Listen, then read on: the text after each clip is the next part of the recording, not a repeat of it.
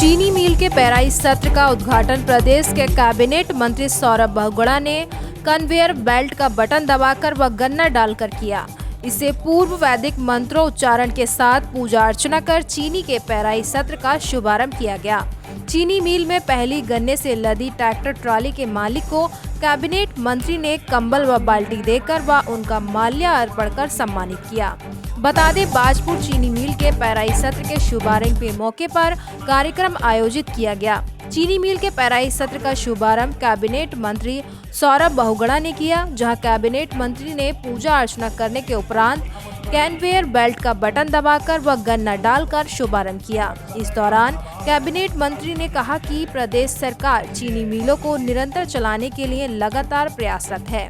ऐसे में अधिकारियों को चीनी मिलों को सही तरीके से चलाने के लिए निर्देश दिए गए हैं। इस दौरान उन्होंने कहा कि चीनी मिल के निरंतर चलने से किसानों को इसका लाभ मिलेगा, जिससे किसान सही समय पर चीनी मिल को गन्ना दे सकेंगे और सभी चीनी मिलों के मृतक आश्रितों की नियुक्ति के लिए कैबिनेट में पास करवाने के लिए और सभी मृतक आश्रितों की नियुक्ति के लिए आश्वासन दिया। साथ ही उन्होंने चीनी मिल के पेराई सत्र का शुभारंभ होने पर सभी किसानों को शुभकामनाएं भी दी। अभी मंत्री जी ने यही कहा है कि का विषय जो लाया जाएगा, पहले फाइल वित्त में गई थी, मुख्यमंत्री जी के अधीन गई थी तो कार्य नहीं हुआ था, लेकिन अब वो दोबारा से फाइल जाएगी और आपका कार्य चल रहा है, यही बोल रहे हैं अभी तक। मस्त बाजपुर वासियों को, किसान भाइयों को, सबको मैं बधाई देता हूं। उनको सारे हमारे जो जीएम हैं, जो हमारे कर्मचारी हैं, उन सबको बधाई देता हूं कि आज हमारा बाजपुर का पेराई सत्र शुरू हुआ है।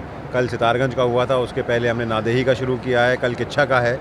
लगातार मैं हर पेराई सत्र में खुद जा रहा हूँ, व्यवस्थाओं को देख रहा हूँ और मुझे पूरी उम्मीद है कि इस बार जो सरकार ने बाजपुर चीनी मिल में लगातार जीएम हरवीर जी के अध्यक्षता में और उनके पूरे कर्मचारी और उनके अधिकारियों के साथ मिलकर हमने काम किया है। हमने सारे ट्रायल रन्स किए हैं। पिछली बार 800 कुछ घंटे बाजपुर चीनी मिल ब्रेकडाउन में रही, जिससे हमारे किसानों का भी नुकसान हुआ, सरकार का भी नुकसान हुआ।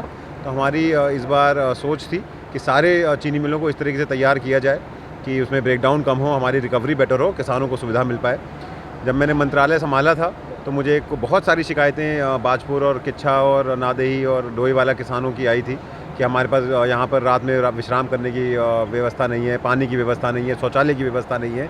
और आज खुशी होती है कि जब मैं यहाँ पर आया और लोग जिस तरीके से पहली बार बाजपुर चीनी मिल की व्यवस्थाओं पे तारीफ़ कर रहे हैं, तो मुझे लगता है कहीं ना कहीं जो हमारी सोच थी किसानों को सुविधा देने की वो मृतक आशिक की जो मुझे भी काफ़ी बार सोशल मीडिया पे लोगों ने उस पर टैग किया था। बाजपुर की जो मृतक आशिक की फ़ाइल थी, वो सिर्फ बाजपुर की नहीं है, वो हमारे 5 चीनी मिलों की मृतक आशिकों की फ़ाइल है, एक साथ चल रही है।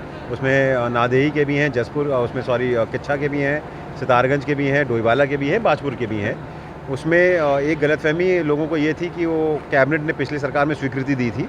कैबिनेट ने स्वीकृति नहीं दी थी, कैबिनेट ने माननीय मुख्यमंत्री जी को अधिकृत किया था कि आप इस पर फैसला ले सकते हैं और माननीय मुख्यमंत्री जी ने चीफ सेक्रेटरी की बैठक की एक कमेटी बना दी थी।